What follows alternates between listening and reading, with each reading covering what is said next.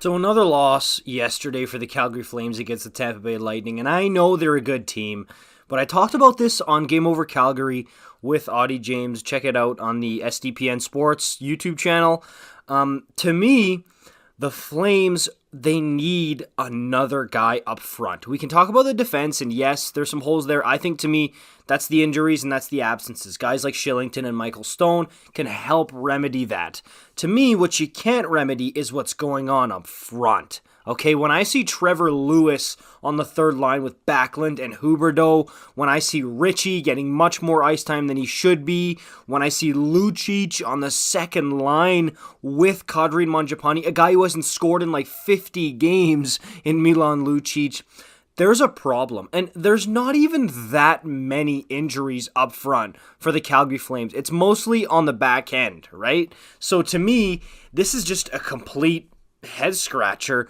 Why this lineup is so thin up front. And I understand that's what happens when you swap out 200-point players in Gaudreau and Tkachuk for just one, and he's underperforming in Jonathan Huberdeau, albeit he did look good against Tampa, and he's been looking better lately. You lose two instead of one, obviously your lineup's going to look thinner. And I know they added Kadri, but just something about this team just doesn't look right. I mean, I thought at the beginning of the year they were going to be much better than this up front. Maybe it's because I was counting on Dylan Dubé, who had 18 goals last year, to take a big step and have an Andrew Mangiapane from last year type season where he gets 25, 30 goals. Also, Mangiapane, I was expecting him to get 25, 30, and he very well still might. But right now, he had some jump yesterday, but still not looking like the Andrew Mangiapane that we're used to.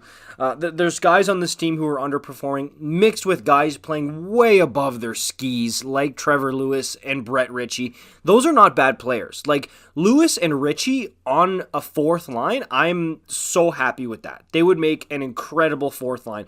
But as soon as you start playing them higher than that, you run into problems, seriously. So, I mean, they are in serious trouble if they can't figure this out. Like, if they can't find somebody, whether it's Matthew Phillips, which I will continue to bang that drum until he's gone. I'm telling you, Matthew Phillips will help if you bring him up to the big club.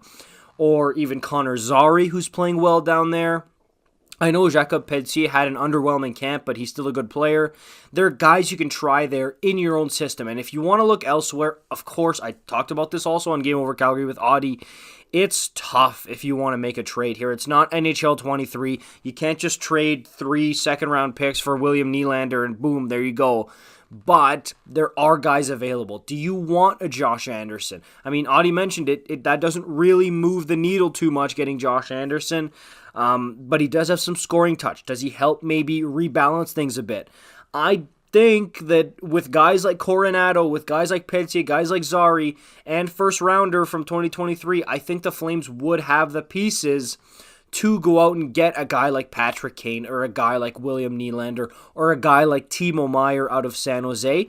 I think the Flames have the pieces if they want to make that move. The problem is, if they keep playing very, very mediocrely and they're not good at all, then you might run into a situation where you want that first round pick, right? So, I mean, it's something where the Flames, in my opinion, they're contending, right? Because you don't sign Huberdeau, Weegar, Kadri to those contracts if you're not contending.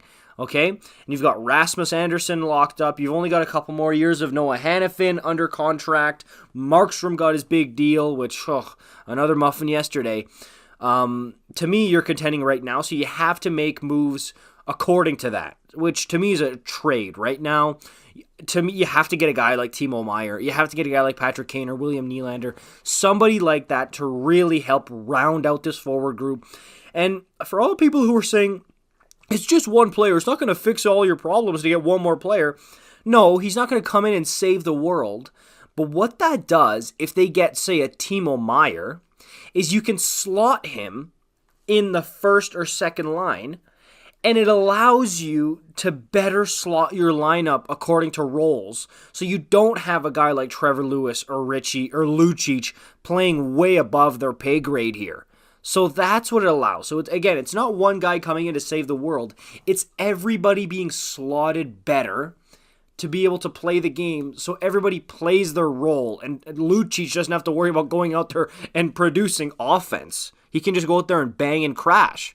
So that's what it does. And that is so huge for this Calgary Flames club.